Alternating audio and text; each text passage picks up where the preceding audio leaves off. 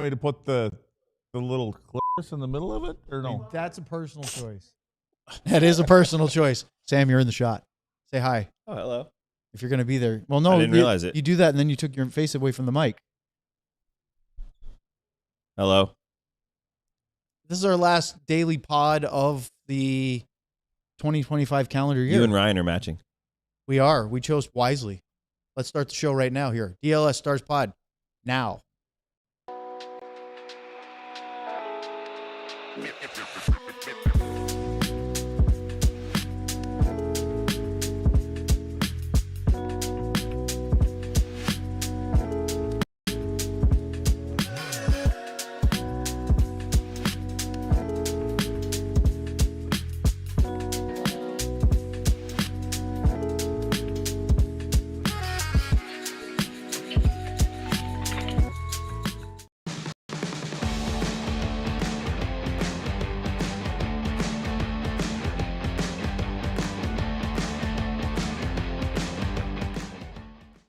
This is the DLS Stars podcast.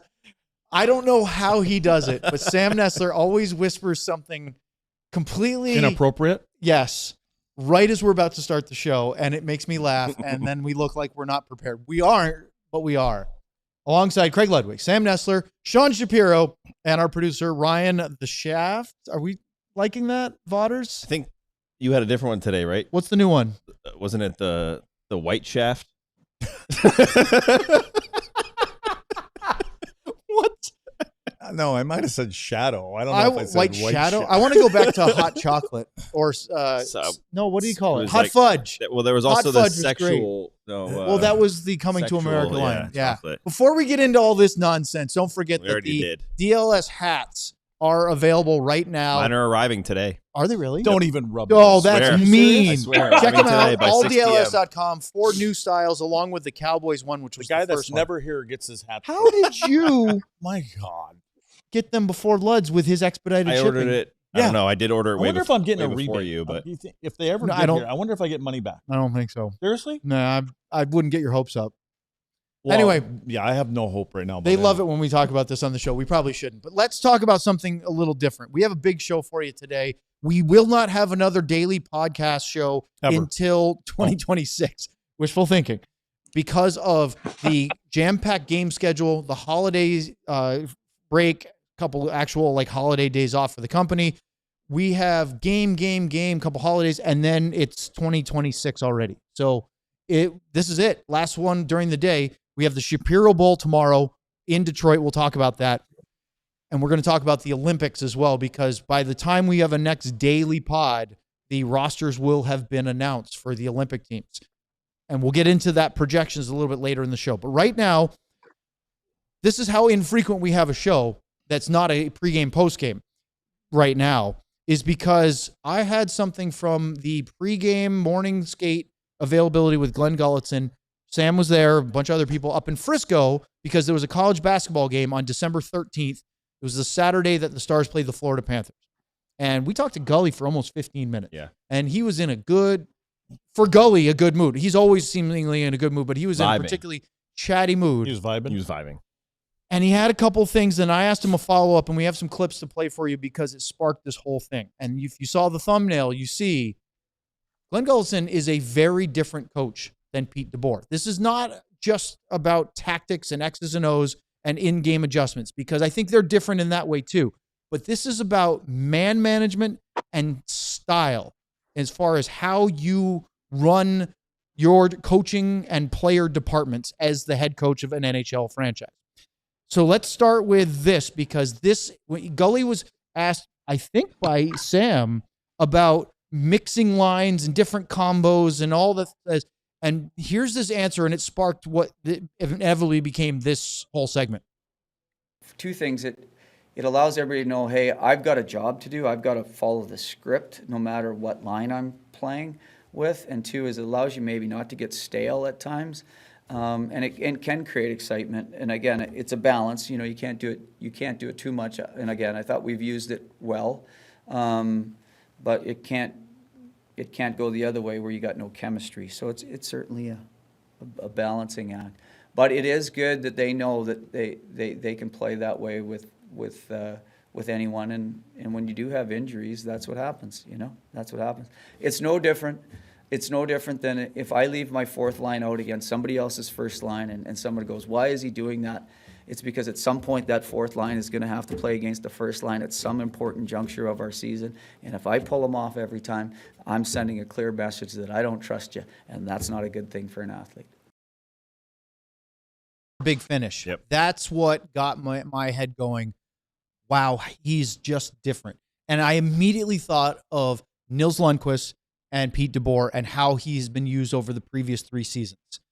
And so later on in the availability, a couple other questions were asked. I went back to Pete and asked him specifically about building trust with younger players and bottom sixers. He's leaning toward fourth liners, but guys that you wouldn't typically put out in really important times late in games and into playoffs. Here's what Pete said. Or not Pete, Gully. Get these injuries. So I'm going hypothetical here, but you got a fourth line guy. I'm never going to put you out there because I don't know if you can do it. And then all of a sudden he becomes your second line centerman, and then you're like, okay, go do it.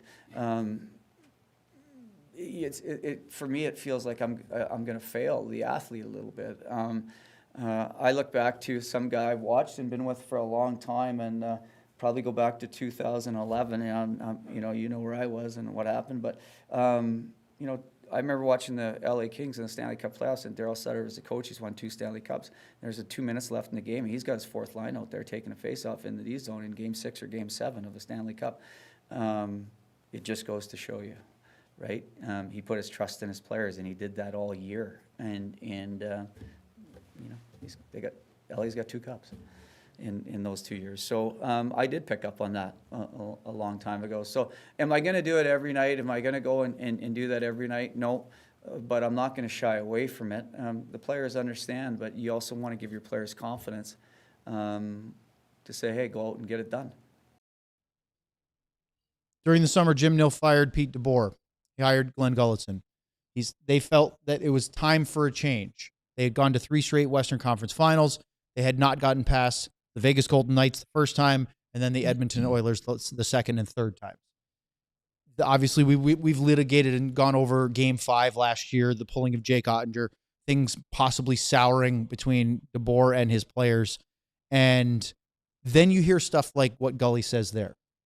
And you can see why Jim Nill wanted to make a change, because I'm not here to say Pete DeBoer isn't a fabulous NHL head coach. I think we all agree that he is a really, really good and very successful NHL coach that is really into X's and O's and tactical stuff. We've heard his really good friend Paul Maurice talk about Pete's really good at coming up with a quick solution and sticking to it, whereas Maurice says I waffle on things and think about more. I think sometimes that stubbornness is to a fault. And Luds, you have said this, and now I'm going to let it go to you 3 now that I've said my piece, but you have heard, situations where maybe an adjustment here, or you've been trying to beat your head against the wall, doing the same entry over and over and over again. It's not working. We need something different. You have non-negotiables on how you're breaking the puck out of the defensive zone, and it's not working against certain really good teams. We need to have a wrinkle or a variation or whatever. But when you have young players in a league with salary caps, and you see in the past a guy like, and it's not just picking on the DeBoer Nils Lundqvist, but it's top of mind to me. We've seen him when he was healthy in November not play for the final 5 minutes of a game. And I said that, I literally said that to Gully. I didn't use his name, but I said, how could you trust a player in the playoffs if you won't even do it in November? And then he said that second clip. What are your thoughts about all this? Well, I think we all said the same thing. Like, if you're not going to play a guy in the first few minutes and then you want to, he sits there and gets cold and rots and then like throwing him to the wolves. But, I think when you said that Paul Maurice had said about Pete, he makes a quick decision and he sticks to it. That was the problem, is he sticks to it. Yeah. As you don't make an adjustment because, first thing I think of when Gully's talking about all this is what Gully's doing is he's instilling confidence in his players to play in all different kinds of situations. Is he going to want to go out there in Game 7 and you're in Game 7, Game 6 being elimination game, and there's a minute and a half to go in the game and everybody's rested and say, I'm feeling pretty good about my fourth line? No, I'm sorry, he's not going to do that. More than likely, you're putting your top guys out against Connor McDavid and Draisaitl and McKinnon and guys like that. You go strength on strength, because if it doesn't work out, You got to answer that. So, but what he is saying is that I want my guys to feel comfortable, because it's been stereotyped for years that certain players play against certain players, fourth liners play against fourth liners if you can.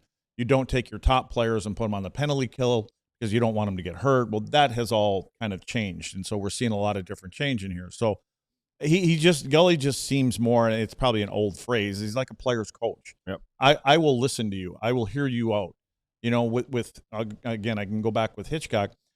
When we guys wanted to change and thing, I would have to go in and negotiate. You know, can we try it for? And I already knew the answer. If I said 5 games, the guys would love to do it for 5 games. I would go in starting at, you know, can we have 10 games to try this out? There's like no way. And he would say, I'll give you tonight's game. Like, okay, how about if we get 4 or 5 games? Okay, I can do that. So, but I think Gully's open. You know, and again, today's player especially, because we were more, here's what you do and you go. These guys want more information. They want to see things more, but they just want to be heard. And they want to feel like I'm as important as the other guy. And I think that's what Glenn does. The thing I like most about it, too, is the confidence part that he talked about. Because for all the reasons he said, where you need them out there, maybe they get stuck out there, or a change, you get the matchup you don't injuries. want. Or that's the other thing. The injuries may force you into that. And also the way Glenn has run his team, guys like Sam Steele sometimes are on the top line, or guys might have to jump up and center a second line because, like you said, either an injury or there's chemistry and they want to load up the top line. There's going to need to be moments where those players have to play. And I think it may seem small, but if you are the guy that is constantly either in and out of the lineup, or when you are in, you're buried, you're 9 minutes, you're never going up in the matchups, you're never the one jumping up, you're not going to have the confidence that you can do it. You're not going to get into a game in April and they're going to say, oh, hey, you have to be on the right wing in that second line because we have an injury or we have a major penalty. And you're just going to be like, yeah, you know what? I feel like I can do it. It affects you throughout the season. We saw Nils Lundqvist, as you mentioned, the confidence was shattered. Maverick Bourque, his confidence was shattered. He's building a team right now where everybody's confident that they can step into a role. And I think that's why we're seeing pretty much any situation that gets thrown at them, they find a way to handle it and win games. What's important about that is the players aren't blaming the coach. Yes. They're getting an opportunity. You're going to get enough rope to hang yourself. But he's giving you an opportunity time and time again, and they know that now. And it's not like it's on them all the time, and you're not getting a chance. And I will go as recent as last night with Matt Duchene. When you got a veteran player like that, that's not saying anything. He's playing on the left side of the ice, which, you know, we talked about that earlier. But Gully says, I didn't like the way he was moving there. He needs to get freed up and play a little bit more on the ice. Matt Duchene probably never complained to anybody about playing on the wing. Just said, okay, that's where you want me to go. That's the relationship he has with a veteran player. And then when you mentioned Bourque, guys like that. Yep. So he can bridge the gap in the generations of players. Sean, what's your take on all this, especially if this is a good thing for the intended progress for the Dallas Stars?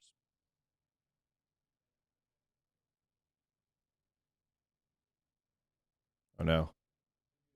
Sean, you're muted. You're muted. Sorry. I've been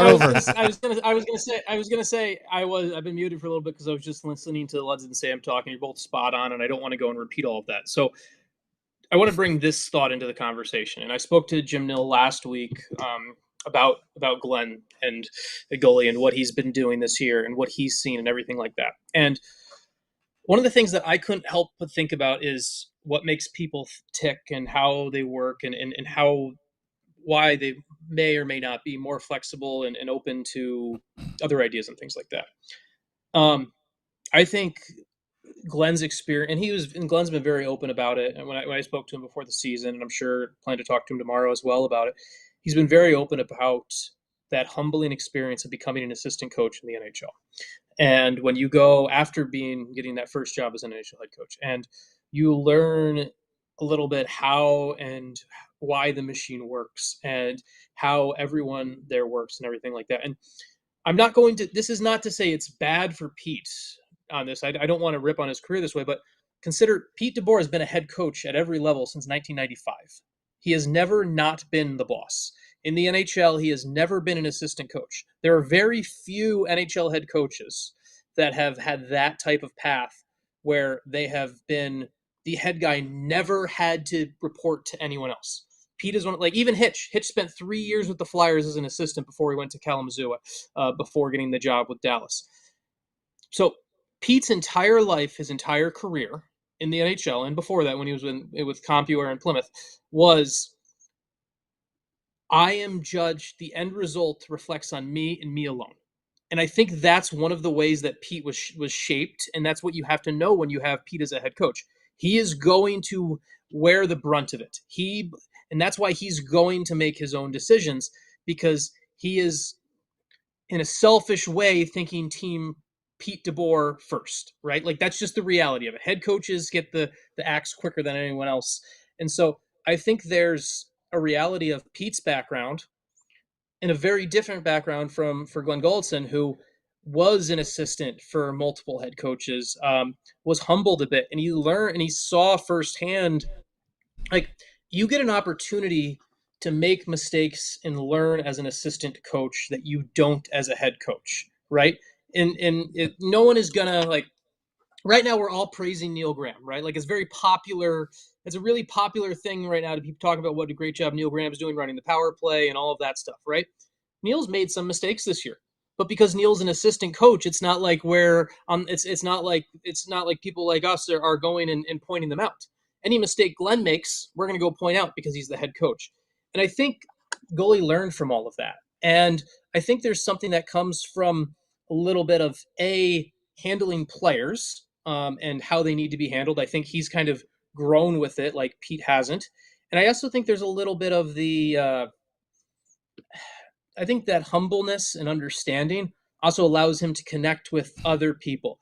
You can connect with Glen Gulutzan because he has been in your spot before. He hasn't been in charge. Like, it's hard to connect with.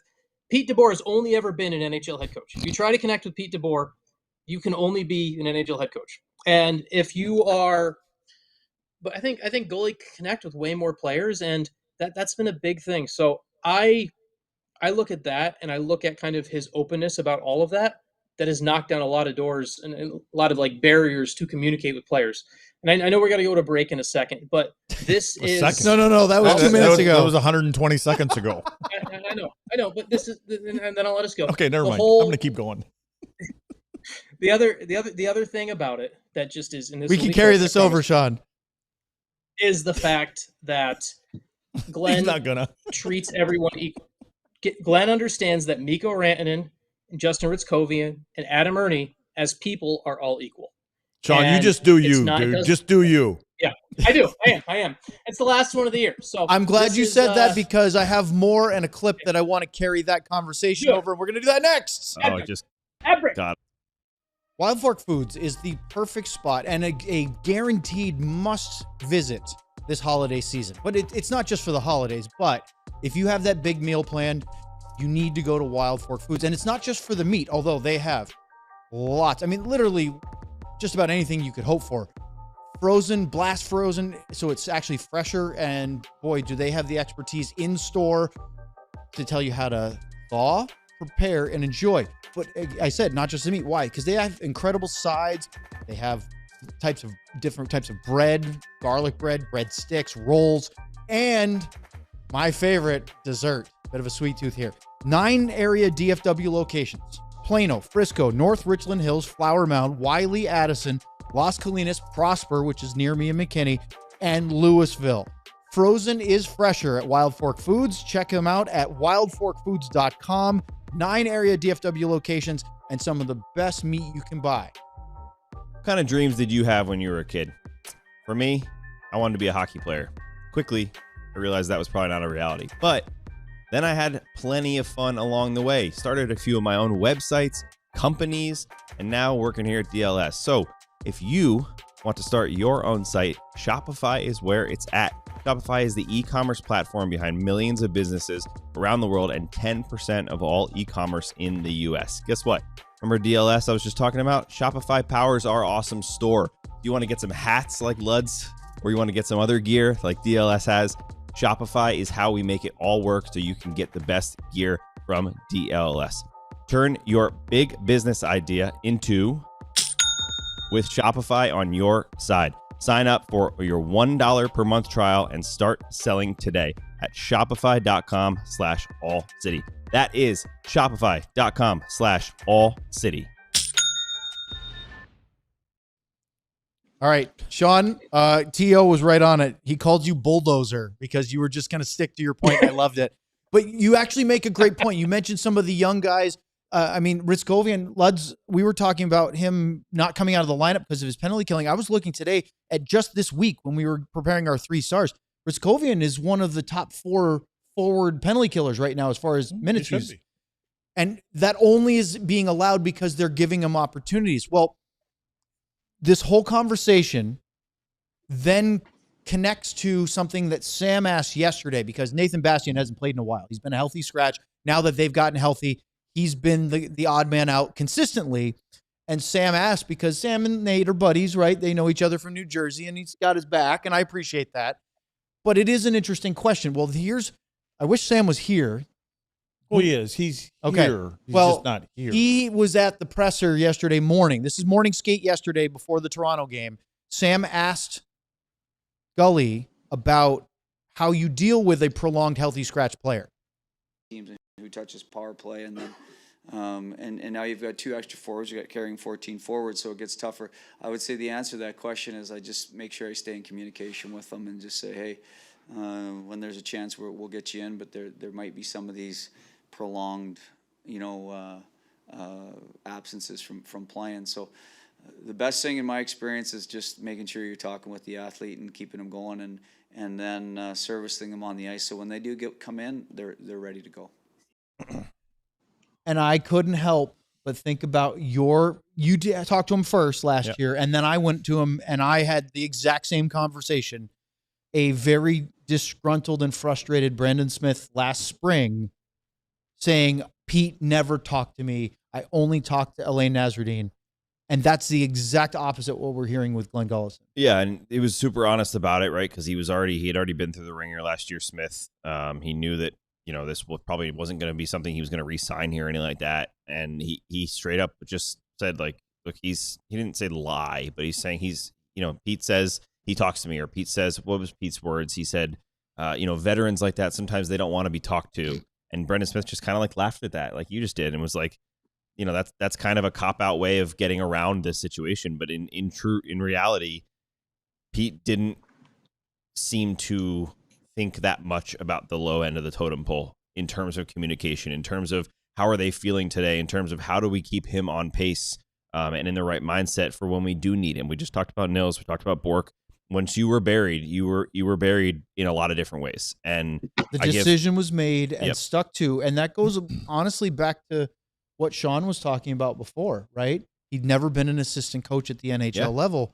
Gully has, and I'm not sitting here saying that Glen Gulutzan is the perfect NHL head coach. I think both are very accomplished in their own careers.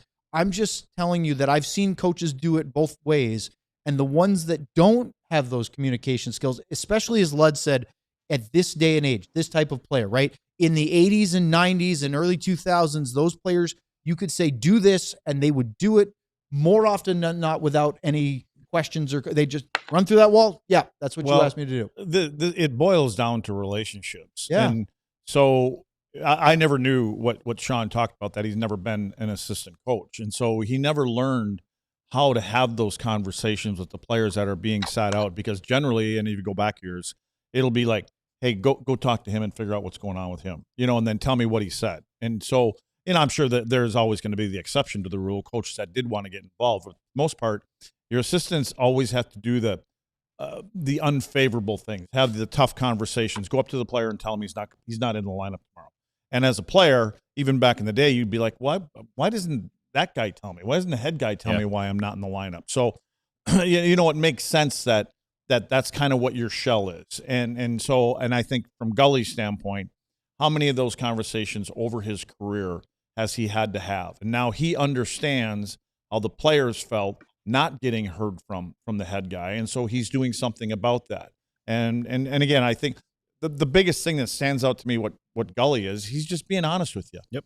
Here's what it is. And a player just wants to hear the truth. Don't be blowing smoke at my just don't. Just tell me the truth and I'll handle it. But again, sometimes you have to go to the assistant coaches because they do spend time more a lot of times with the younger guys and whoever. You should be willing to or want to ask the coaches, say, what makes him tick? I'm going to go talk to him. Yep. So that maybe you can give me a couple things that I'm not going to go hard at him. No, you can go hard at this player. So sometimes, your support staff learns those things, but it's more of a group. It's not just this guy up here and then the three guys below. Well, and then there's that great line from the U.S. Hockey Hall of Fame induction ceremony where Scott Gomez said that Lou Lamoriello called him in New Jersey, said, "Hey, I'm going to tear into you today because I know you can take it. Don't tell anyone." And then, of course, Gomez immediately goes to the locker room and tells the guys, "Oh, he's going to give it to me because he's going to." And he goes, then he comes in, he starts giving it to me, and I'm in tears. I thought I could take it, and they're all giving him. It happened to me with Pat Burns. Burns, he did the same thing. He said, "Lads, I'm going to give it to you in between periods." He'd call me out in the hall and say, "You're getting it." I'm like, "Good, I deserve it." But, But then it's not so easy to take. Yeah, but you don't say anything. You just take it and, you know what it means. We got a super chat from Sweden. Patrick again. This was a $103 krona, which I don't have this in my head. So I looked it up. $60. It's $10. Like $11, right? It's $10.83. So it's literally Oscar Beck close. and Alish Hemsky.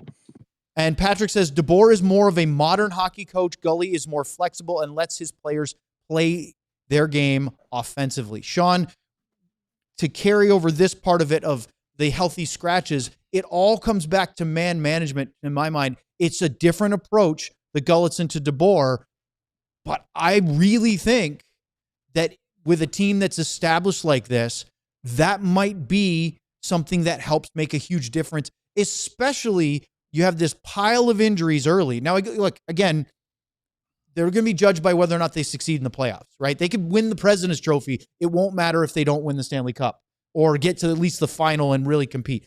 But I truly believe that they're not even in the position they are right now if it wasn't for the players you listed off making contributions because the head coach and his assistants have given them the confidence and the leash to figure things out during these difficult times with injuries early in the year. This is very dangerous going to me at 3:27, right? Or 2:37. Take us to break, Sean. 27. 2 minutes before the break. This is very dangerous. Free reign.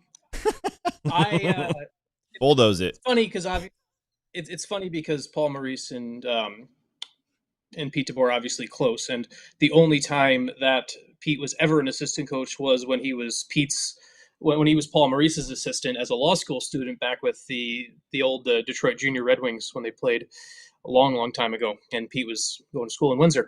And one of the things that I think about, just you talk about how you win Stanley Cups, and if you go back and if you watch the Panthers documentary, and I know it's tough to watch the behind the scenes for another team winning the Stanley Cup. I think it's on ESPN Plus. I have to look up where it is, but there's a moment in game when the Panthers are going to close out winning that second Stanley Cup. There's a minute left in the game, and Paul Maurice is mic'd up, and he calls the Barkov line. It's like there's a minute 15 left. He calls the Barkov line off the ice, and he says to his fourth line, "You guys have the last minute. We're not here without you."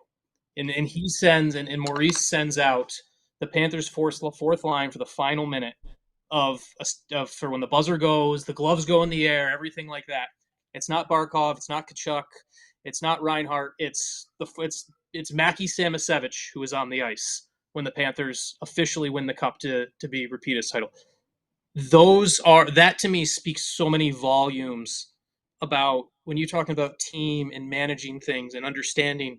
And obviously Paul Maurice is so good at this in the moment because there's a lot of wherewithal to kind of go to that moment there. And so with this Stars team, I think there are, and this is something that when Jim and I spoke last week, you talk about the management of different people. And one of the things that he brought up that he finds fascinating, and one of the reasons he really clicked with Glenn in the interview process was Glenn talked a lot in the interview process about how to connect with different players and how the different management of human beings. And I know I'm going to bulldoze again here, but like Jim Nill has spoken a lot about as general manager, his title is general manager, because general manager doesn't mean just making trades. It doesn't mean just sending someone up and down a waivers. It means understanding everything. It means and a lot of this came out from Jim Nill to me during the whole Stephen Johns saga when Steven was dealing with all of that stuff. And I thought about it a lot recently with the Matt Duchene stuff. And Sam had the great piece from Duchene. That's the reason you should be a diehard, by the way.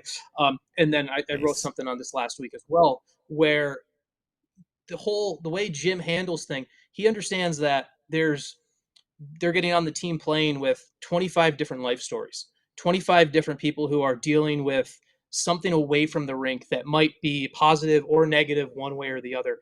And not that Glenn didn't understand that the first time around, but I know he spent so much time micromanaging everything his first stint in Dallas. He thought he had to have his hands on everything. This second time around, now as a head coach, the second time as a head coach in Dallas, he's looked at it a little bit more from, he understands where to give Neil Graham his space. He understands where to give all of his Elaine Nasruddin. He understands where to let them do their job so he can focus on managing a lot of those other things as well. There are things going on in Mikko Rantanen's life, Adam Ernie's life, Maverick Bork's life, Jake Ottinger's life that Glen Gulutzan understands and is managing equally to, and in being able to understand that as a coach is so huge. It's easy for us to talk about the ones that are obvious we know, right? Like Glen Gulutzan knows he's got a couple players like Wyatt Johnston, Jason Robertson, and Jake Ottinger, who have all of this pressure, additional pressure they would never have in an NHL season to go above and beyond because they have to be the top 23 players from their country, right? There's an additional pressure there that comes to coaching them this year that they only have every 4 years. And so he's handling that. At the same time, there's a similar pressure on Adam Ernie too. We think all about like, oh, look, this pressure on Wyatt Johnson to make Team Canada. Adam Ernie's trying to stay and prove he belongs in an NHL player. It's the whole, like, he's fighting for his life to prove that he belongs in this league and stay up there. And there's other elements to that. And those are things that I can speak about publicly because I can just see that. There are other elements that Glenn handles all the time. And I've spoken to players, I've talked to Jim, and they say he handles that interpersonal stuff so well. And he's not afraid to be the one to go and have those conversations with players and be the ones to do that. It's a huge thing. So let's go to an ad break. But it is definitely it's an important thing. So Ryan, you heard the man. Take us out. Love it, John. With over 700 5-star reviews and an average rating of 4.9, Qualis Roofing is one of the most trusted names in roofing across North Texas and Austin. Whether it's your home or business, Qualis Roofing has you covered, literally. They specialize in both residential and commercial roofing projects. Based right here in North Texas, Qualis isn't some storm-chasing fly-by-night crew. They're local, experienced, and committed to doing things the right way. Schedule a free roof inspection and get a free DLLS shirt. Replace your roof with Qualis and choose between a free Blackstone grill or a Traeger smoker. If your home was hit by recent storms, don't wait. Qualis offers free storm damage assessments and can guide you right through that process that kind of has that insurance little twist to it. Never fun. Qualis isn't just good at roofing, they're great at communication. You always know where your project stands and what to expect. Call or go online to schedule your free roof inspection, and don't forget about getting that free grill or smoker. Visit QualisGC.com or just search Qualis Roofing and Construction, that's QUALIS, or call 817-500-9008. You can't tell from my sweater, Lud sweater, or this ginormous Christmas tree right behind me, it is Christmas time here in Dallas, Texas. You may not know that because it's about 70 degrees outside, but that's as Christmas as it gets in Dallas. And guess what? Around Christmas, finances can get a little in the head, right? You got to get that present. You got to make that happen. Well, Monarch is here to keep you on track so you can stay right in line with everything you need with your finances. That's getting your 401ks, getting your investments, getting your earnings, getting you everything, donations, anything you need to keep track of. Monarch gives you this simple, all built for one place to keep track of all that. They got some great graphs and things, so it's really easy for you to follow. It's not just another app. It's Forbes' best app for couples and CNBC's top fintech company in the world. Don't let financial opportunities slip through the cracks. Use code DLS at monarch.com in your browser for half off your first year. That's 50% off your first year. Monarch.com with code DLLS. All right, we could do the entire show talking about that initial topic, and we probably will talk more about it. But Right. I don't know what Ryan's laughing Jeff about. is having a hard time back there. I know. Is he laughing because we were talking about the off-air conversation? you shift the gear so quickly between what you talk about in the break until that. That's why you're laughing. So I was ready to move on, and then our producer is throwing tree limbs and sticks in the bike tire spokes. I kind of want to go. Did you ever put the playing cards on your tires? It's been a long time. Oh, the bike? Yeah. Yeah, those were dope. Hey, can you go back to that one tweet or comment about the offense? Sven or whatever was his name? Sven? Yeah. Oh, I guess so. Patrick? Yeah. Was it the super chat? I don't know if it was. See on the end of it? Yeah, right there. Oh, it was. Okay. And he lets his players play the game offensively. Yeah. But there are boundaries and there are rules. Yeah. I just wanted to answer that one. They don't just go out and get to ad lib. They have to be responsible. I'm going to let you guys do what you want to do, but I'm asking you, that's all great. But when you're coming back this way, you have responsibilities that you have. And they've all bought into that now. You know what I mean? You can tell they will, because I can see one of my biggest pet peeves is you've seen so many times me drawn where people's feet stop and they get in the neutral zone and their feet stop, or the blue line, their feet stop. Now you're seeing less and less of that. And it's probably because they're watching our show. But now that's now those rules. Now your offense you go ahead, be creative, do what you want, within certain guidelines. So anyway, good job, Sven. It's a really good point, because it's not a free-for-all. Just like I've said many, many times, whether it was working for the Stars on the radio broadcast, on the ticket, or here, Jim Nill is all about family and respecting people and players as human beings, but it's not a love-in. He still has the hard conversations. He's still doing the mature adult thing. They still have very brutally honest discussions, but it's also treating people with respect. You can do both. You don't have to be a jerk about things, but still can have those and say those hard things that sometimes people don't want to hear. All right, but we're going to pivot, because if we don't get to this now, it's going to be another segment. And this is our last show before New Year's Eve, which is the deadline for submitting your rosters for the 2026 Winter Olympic Hockey Tournament. Who on the Dallas Stars do you think, based on what we know right now, because we talked about this at the beginning of the season, but now that we're only a week or 9 days away or so, who's going to make the Olympics?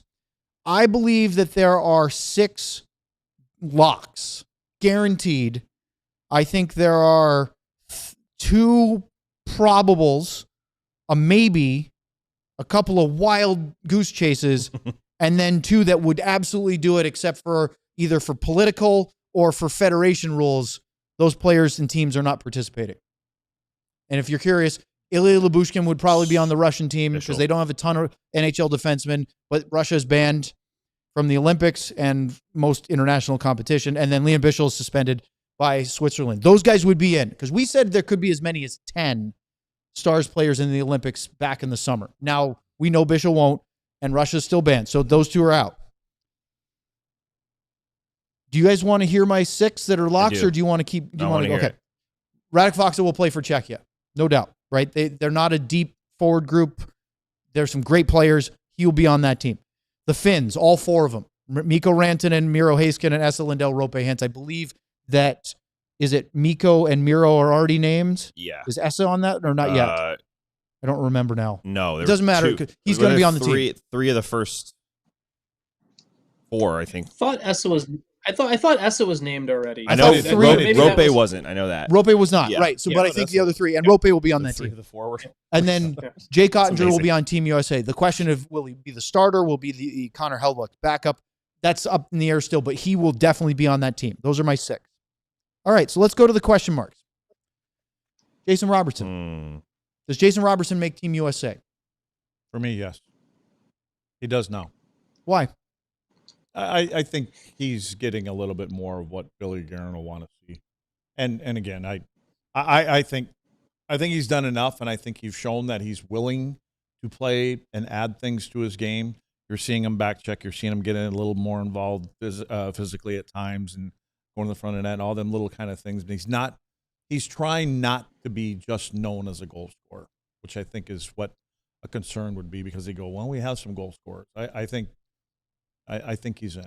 And specifically, even strength, the big one, right? We know you said it. I think you can't just be a one-trick pony. We'll talk about Wyatt, I'm sure, in a second. Is a similar on conversation. My list. Yep. But with Robo kind of pushed off I think Leah, Dallas Morning News asked him last night kind of about that. Bill Guerin's comments about you have to be able to do it in different situations. You got to be able to play physical game, do all that stuff.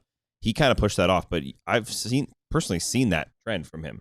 I don't think it's an accident. Especially. I don't think it's an accident that he's getting tackled and cross-checked. I imagine he's getting under players' skins a little bit. I'm not necessarily seeing it, but whether it's a little bit of talking here and there, a little hack and whack, just the way he's kind of in their face. Or they're trying to put him off his game because he's so hot. Because he's hot and doing it, but usually you don't get attacked as often if you're not doing a little something to annoy somebody. So I imagine he's finding a little more edge, and I think that was the only thing he really needed because we know he can score, and being hot at the right time is key. And I don't know. I know JT Miller's got an injury right now. I don't know if it's anything that would keep him out. But I mean, I think there's a couple injuries in there, and I don't know how long those are going to be. They've insisted JT Miller will not be affected by this injury as far as the play. We'll wait to see. Of course, they're all going to say that at this time of the year. Yeah. They're all going to say, no, I'm going to be healthy until I'm not. Oh, they're going to drag you talk about Sagan coming back. Anybody that has a shot at playing in the Olympics will drag themselves into being healthy. Will play without one foot. Sean, what about Robo for you? Can you see a reason why he doesn't make the team, or do you think he will? Well, the reason for him not making the team would be internal stubbornness, where maybe that there was so much of a there was so much of a bar for him to clear that he was never able to even make it over that, right? And so that would be the only way he wouldn't make the team. Internal stubbornness, where Bill Guerin and the Team USA staff were like, he can't do this, and so then he never had a chance. If they were really leaving the door open, I think he's on the team. Personally, my kind of dream, and it's fitting because, I see both these teams, and we're going to watch them play tomorrow night head-to-head. And I've said this on Twitter last week. I would love a line for Team USA to watch it. I think one of an incredibly fun line for Team USA would be Jason Robertson on a wing with Dylan Larkin and Alex DeBrincat on the other wing. I think that would be an incredibly fun line of guys who, love to shoot the puck, a center that's going to cover a little bit for them. Larkin's going to bring the speed level that Robertson is used to playing with Hintz. DeBrincat has a little bit more of that old school bowling ball kind of sense to him. To me, that would be a really fun combination. Luz, I know you text Billy sometimes. Send that to him for me. And let him know. So, okay, what about Thomas Harley? Because in my mind, I don't think this season he's been good enough if you're based just on this year. But I think because of what he did at the Four Nations last year, and many hockey executives, not just the Hockey Canada guys, but many love he's proven in the biggest stages before. I believe he can do it again. And why, you won the Four Nations. Why mess with that group of 8? He may not be one of the 6, right? Because it was a couple injuries that got Harley in. I'm just not sure over some of the guys that are playing better than he is right now, should actually make it. I would take him before Drew Doughty, honestly, and I know Doughty's been there, and he's going to probably be there. He should be. But I would take when Thomas is playing Thomas Harley hockey. Now, I think Theodore's injured right now. I don't know what his injury is, and so I think I believe he's in the 8. I believe he's 8, maybe 9. Yeah, I know. And unfortunately, 9 means you're not going. Right. But the way that he's played, what was it, 2 games ago? We were like, man, he's Anaheim. back. Yep. Well, I said that. Sorry, I said that. He's back. Everybody was back against Anaheim. Last night's game. Yeah, it didn't look good last night. Yeah, I think he's got to put some consistent games together in order to be. I'm just looking at it from being as part of the 6. Yeah, I don't even know if that's. I said to Owen last night, I have no worry about Thomas Harley's future. I'm not one of those people that thinks, he got overpaid immediately. It's going to be John Klingberg. I think he has a bright future with the Dallas Stars team and could be everything we've said he could be. I have a lot of worry about him this season because whether it's that he dealt with an injury and an illness and the combination of that plus the contract stuff happening plus the Olympics, maybe he's just got a lot going on. Maybe he's still not 100% healthy. I don't know the reason, but he's looked bad. Yeah. Right? We can say that because of how good he is. I'm not just saying he's not looked like his normal self. He hasn't looked anywhere near that level. And the turnover last night that led to the Austin Matthews breakaway was the perfect example of he's just not as aware of things going on. It's not the skill isn't there or anything like that. He's just making a play where you think, what could be going through your head at the moment? You're the last guy back. You have options to make the pass, and you decide to try to skate it through the best player with no defense. So to me, I don't think he's going to make it because I think they're seeing the fact that he is clearly going through something, And it's not about who you have been. It's about, are you going to be an effective player in February during those 2 weeks? And I don't think they can trust he will be. Sean? You keep doing this to me right before the break. This is no. I'll give you a minute or two. We got to talk about Wyatt, so make it quick. Yeah, I think make it quick. I think serious? Thomas Harley's on Team Canada. I think Thomas Harley's on Team Canada because I think his ability and what he showed at Four Nations last year goes a long way. You look at the way they built Team Canada, and you look at, hey, who can do it in the big moments? Who can prove us with this track record and everything like that? And I think Thomas Harley stepping up and playing the role he did in a game to win a gold medal championship, whatever we want to call Four Nations, in that role, it's to a lesser extent the reason Jordan Binnington will be the number one for Canada. Jordan Binnington went into Four Nations not playing great, not playing at an elite level. But then it was, hey, when the big games happen, we know we get big game Jordan Binnington.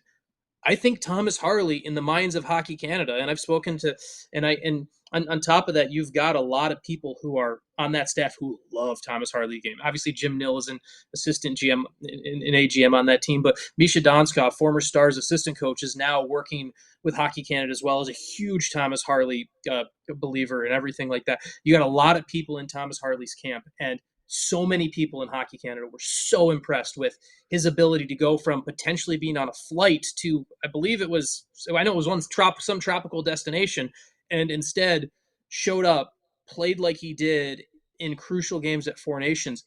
He earned that big game reputation. And I think from a Hockey Canada perspective, there's going to be a level of, hey, he's been down a little bit this year, but when the chips are on the line last year, he showed us he's that type of player. And for me, that's why Harley's going to be on this team. I trust Harley over Bouchard. Yeah, I'll tell you that much. I trust him over a lot of people. Yes, I just worry they're not going to look past those things. That's I my do big think concern. that Harley makes it, although I'm not sure if the way he's played this year alone would deserve it, but the greater body of work probably gets him there. All right, we have to talk about Wyatt Johnston on the other side of the break. But first, here's a couple minutes of Sean being let loose out of his playpen. Well, I mean, I think that's been the entire episode today. I'm talking. There it goes. I haven't muted myself. I'm talking. I think that's been the entire episode today of me just being able to run loose. Well, let's put it this way. There's Become a Diehard, and I believe right now I am supposed to speak about merchandise, T-shirts, and hats. So you can be like Luds and place an order for a hat, or you could be like our pal T.O. in the chat who already has his hat. And I know, I'm sorry for Luds to hear that other people are already getting their hats, and these beautiful hats are right there. You can get them. I'd love to get some as well, and then I would wear one on the show. Hint, hint. These hats are pretty cool. You get the new styles. You get the ones that I still don't know what the one on the far left of the screen is, but it still looks pretty cool. And on top of that, when you become a diehard, you get the free shirt with your membership. And you get access to all of this community, all of these chats going on right here. The Discord is always a great place to kind of subtly watch the conversation during a game before you come to our post-game show. And let's put it this way. It is December 22nd. It is 3 days before Christmas. There is somebody on your list that you did not shop for. Let's just be honest. We've all done it. We've all been this close to the holidays and not shopped for somebody. I'm going to give you a little hint right now. One of the best possible things someone could want in their life is a DLS diehard membership. So you can go here to become a diehard. I believe. Nope, over there. Wrong way. There we go. You can become a diehard, and if you want something for free, you can take your family member's email and go to alldls.com and sign them up for the newsletter, and then you're giving them a free newsletter where they get access to all that stuff. What a great thing to do! So. All right, let's keep this going with the Olympic. We have to talk about Wyatt Johnston, and then we'll get to our 3 stars of the week. Don't worry, we haven't forgotten about that part of our show today. I said I think Harley makes Team Canada for the Olympics. I don't think Wyatt Johnston does. Wyatt Johnston is having a statistically fantastic year. He leads the NHL with 13 power play goals, and for the up and downs where he's, had a 7-game goal drought, which for him seems like an eternity. He's been fine, but I honestly don't think there was any way, save for maybe Connor McDavid numbers, that he was going to push through that Hockey Canada group of forwards. Or injuries. Injuries is the only way. Do any of the three of you think Wyatt makes this roster as it currently stands? I don't. I think what did you say? You said the 5-on-5. That was why I pointed Well, Wyatt, because that's a big part of it. I mean, his goals are all coming special teams. Yeah. Canada's got plenty of guys that can play on the power play. They got a few. So I think he just, I like Wyatt a lot. I just think that if there's a deep group of forwards over there. What was it, Cirelli? Would I take him? But then again, I would take Tom Wilson too. That would just be me. I think that Tom Wilson would be a guy I would take on my team. Would you have Cirelli penalty killing over Wyatt? Have who? Would you take Anthony Cirelli to be a penalty killer well, over Wyatt? Wyatt, you mean just to kill penalty? Because Wyatt's not going to kill penalties. That's my point, because they have enough power play guys. He's not killing here anymore, which is right. That's my point. Yeah. Right? So he's going to be a power play guy. I think, but he can bring more. And we know Wyatt can bring more than just scoring power play goals. But, again, I just... So, and I don't even think he's a bad defensive forward. I just think that he's young. And when you have the likes of McDavid, McKinnon, Crosby, Marner, Marchand. Even Marchand is a big one. People were saying, should they not bring him because he struggled last year? You can't. Guy was unstoppable in the playoffs, amazing in the Stanley Cup final, has the leadership, has won the cups. He's made for this tournament. That's what Wyatt doesn't have. He doesn't have any of the extra notch where you're like, okay, that guy won a gold, that guy won 2 cups, give it to him. And that's what's the problem that's not jumping him over anyone. Scheifele, Stone, Suzuki possibly. I don't know if there's room. That's for the one for me that Suzuki. I think Suzuki's like, that's the one for me where Wyatt is kind of similar level, but like they're all so good. I would love to see. You're going to take Sam Bennett, probably Team USA against Team Canada. Hagel, B team. Let's watch that. Hagel's there. Yeah, Hagel's the other one. The other one this was from the NHL list from the summer. They had Robert Thomas from the Blues. I'm not sure he makes that, but. Then you have guys like Carter Verhaeghe, Seth Jarvis, of course, Tom Wilson, and then Macklin Celebrini. People think he's in. Yeah. So with all those, I just don't see the numbers, Sean, how possibly Wyatt makes that group. Yeah, I mean, for me, I don't think Celebrini or Johnston should make this team for Canada. But I do think if Celebrini makes the team, then we have a fascinating discussion about whether when it comes to Wyatt or Celebrini, because when we go and talk about, hey, can they do it in this moment? Can they do this and that? And I loved Macklin Celebrini's game earlier last week. And we're going to talk, and I love his game. Sean, but if we go back Johnson, to the other team, would you, if Kane was healthy, would you take him? Would I take Kane? Not Evander yes, either. Because you. No, Patrick. I would take Patrick Kane because you get to dress an additional body for the Olympics. So you get to dress you can either dress 13 forwards or 7 defensemen. And I think Patrick Kane, from an American standpoint of running the power play along the wall, you're not finding anyone better as an American along the wing right there. I don't want Patrick Kane going his 5-on-5 play, I want Patrick Kane is the perfect example of a player because of that roster rule where you get to dress an additional player. You get to dress either an additional forward or a defenseman I would put him on just as a power play specialist who's only going to play 6 to 7 minutes because of that. That's the way I look at that, just because there's a lot of things Team USA has, and there's a lot of creators and there's a lot of guys with good shots that create chances, but they still don't have somebody who creates and can run a power play off the half wall the same way, because so much of this power play is going to run through Hughes at the top, right? We all know that's going to happen. Hughes is going to run the power play from the top. I think in an Olympic tournament, everything's going to be so well scouted. You need another focal point that is either a threat or a bluff to go to.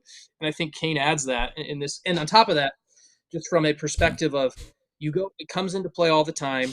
And there's a reason for Robertson too, as well, but the shootout does come into play. And Kane is, from a shootout perspective, he's another player there. So I would bring back Kane on this team with that caveat there. So. Yeah, and that's a good point. The shootout may be part of why Werbo makes that roster. I also wrote down Nils Lundqvist and Oscar Beck for Sweden. Nils has no shot. I'm not saying that they have any chance. I wrote them down because they're Swedish. Maybe if you wanted a pure penalty killer, but they've got enough guys. The real question is, and I have like 30 seconds and then we'll get to 3 stars. Do you guys think John Klingberg could make the Swedish roster for the Olympics as one of the extra guys for this Olympics? Because his best Olympics, the NHL didn't send players. I it was bigger ice, but it's going to be smaller ice. Literally smaller than the regular ice, so probably not. Does Klinger have a chance to use Oscar? No, but if we're going to include Oscar Beck on this list because he's Swedish, let's say Alexander Petrovic's Canadian, right? Like, are we really just? If we're just going to say you have a passport from that country, we should be talking about you playing for them. Like, Alex Petrovic's Canadian. If Oscar Beck was from Slovakia, every now and then I have to remind Sean that this is a content show where we have to come up with talking points, even if it doesn't necessarily make a whole lot of sense. If Oscar Beck was Italian, this is great stuff though. Yes, let's go to our 3 stars. We don't have a ton of time left. So, 3 stars of the week. Let's begin. Are we doing the Luds bit this week or not? I don't think so. Yes. Okay. Let's do it. All okay. Right. Start with him. We start with Luds because he usually gives us some things to question. Okay. We've got a gold. I got it. We've got a silver, and then we have what looks like a flight. I got it. Sam, you think you have it? I got them both. All 3. So if you are in the chat right now, what do you think the picks are for Craig Ludwig for this week's 3 stars? Fine. Okay. Sam? Yep. You seem fired up. Go ahead. Your 3 stars. My 3 stars. Yeah. My 3, Jake Ottinger's number 1. He could have been number 1, 2, and 3, probably. Incredible. Their goaltending's been unstoppable, but also Jason Robertson, we were just talking about him. I've loved the way he's played. Obviously, the points are there, but I've loved the way he's just taken beatings and gotten back up and made these plays. And then the last one, the dads brought the third one. Brought the big W to the game last night, and I think they will bring a lot of fun and momentum to Detroit tomorrow. So good week for all 3 of those guys. I thought I was completely blanking on Luds' third one, but then when you said the dads, it immediately clued into what he was thinking. We'll get to that. All right, my 3 stars, then we're going to do the villains, then we'll do the Luds reveal. 2-headed monster. I picked both goalies. They were 4-0. Love it. Your job as a goalie is to give yourself a chance to win, and they both did that. Jake had a .938 save percentage and an assist in the game against the Maple Leafs, but .938 for the 2 games he played. Casey had a .925, and he just didn't have to face as many shots against LA and Anaheim, but he got them 2 wins. They are your number 1 star combined. Jake was phenomenal against the Leafs the other night, but he was also great against the Sharks, where the Stars were good, but not as good. I thought the Sharks really pushed him. Mikko Rantanen had a huge week, and he took 5 shots on goal in 4 games. By far, and you look at the highest scoring NHLers of this week, just the 15th through the 21st. I'm not kidding you guys. He has 5 shots on goal. Everybody else has 15 to 20. He is dictating without having to be a shoot first guy, and it's so much fun to watch. And then Esa Lindell had the most time on, he had 5 assists. He had the most shorthanded time on ice in the league this week, playing almost 20 minutes shorthanded in 4 games. He averaged almost 5 minutes a game shorthanded. And only Mike Matheson had more percentage of his team's shorthanded minutes. Esa this week was at 78.5%. Mike Matheson was at 84.5%, but he also only played 2 games and played 9 minutes of shorthanded time, whereas Esa played 20. He's my number 3 star. I thought he was great. And Hessa's on a 3-game point streak now. Love it. Love it. Sean, your villains. Yeah. Also, real quick, credit to Ardell calling Esa Lindell the hockey Tim Duncan. I thought that's a great comment. Anywho, the first star will go with Frank Vetrano, with which we saw the league give out a $5,000 penalty for, I think it was, which is not nearly enough for that, but that's clear villain behavior if there ever was one. 2 from we talked all about Macklin Celebrini earlier. We talked about him on the post-game show that day. He's such a terror to play against.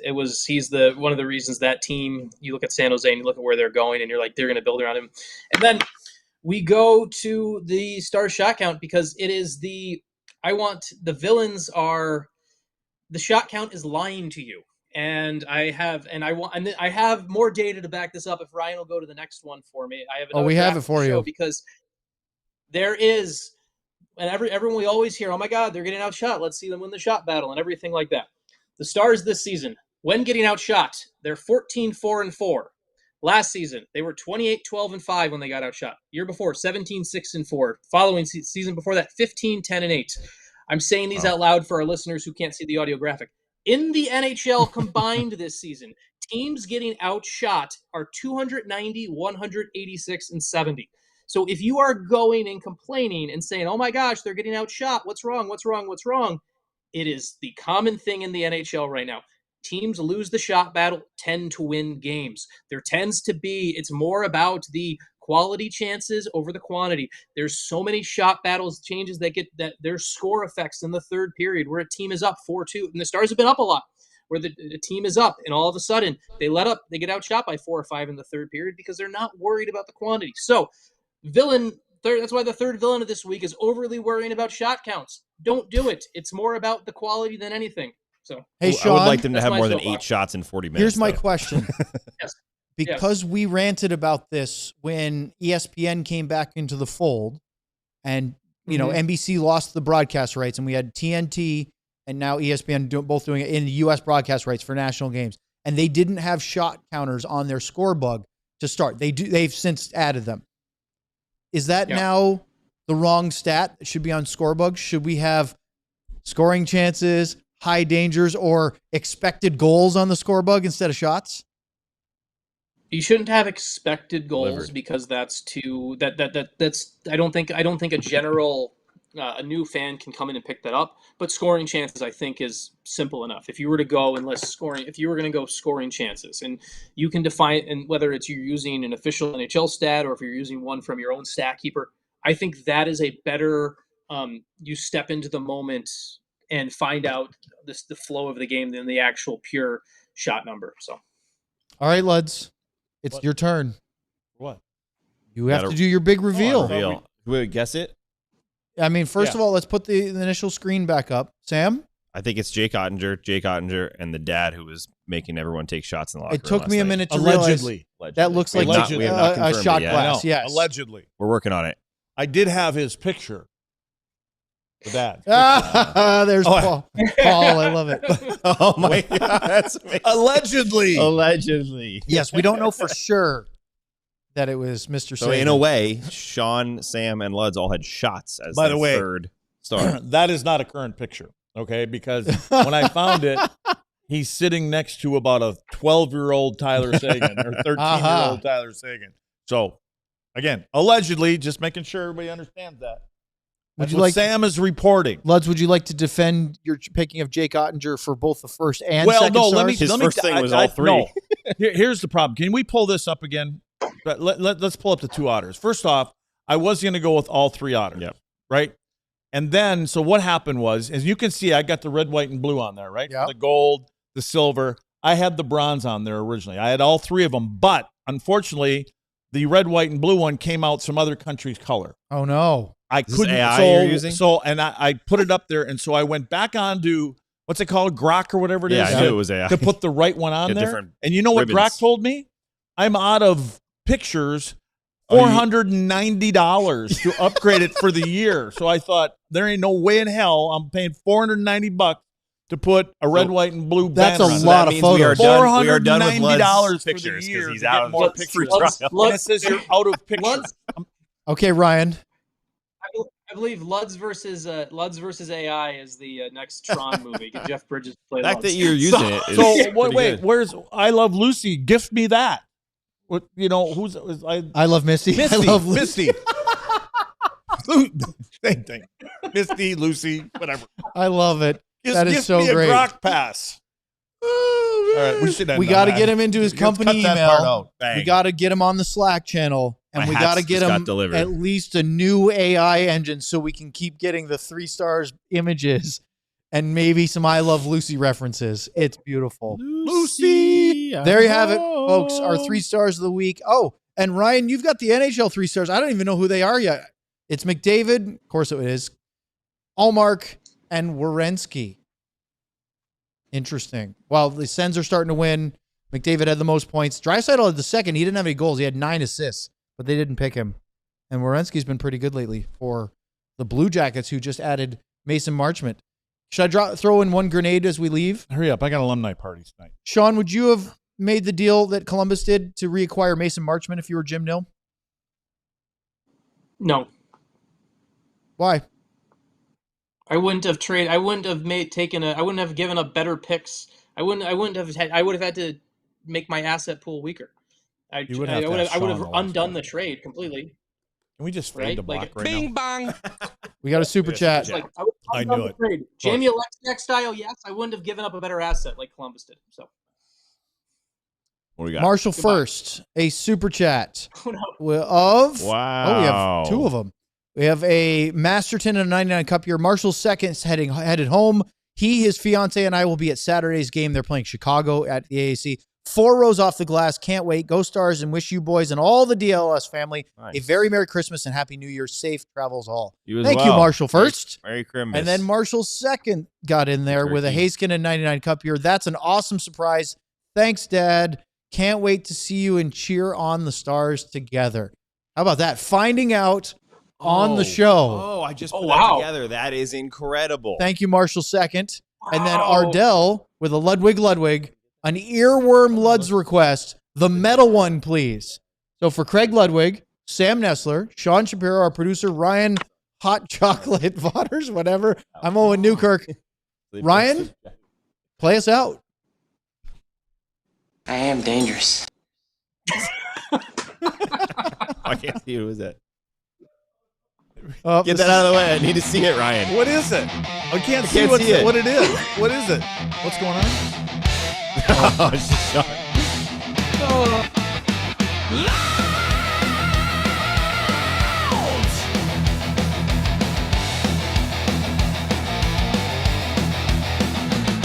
His blonde hair has flow.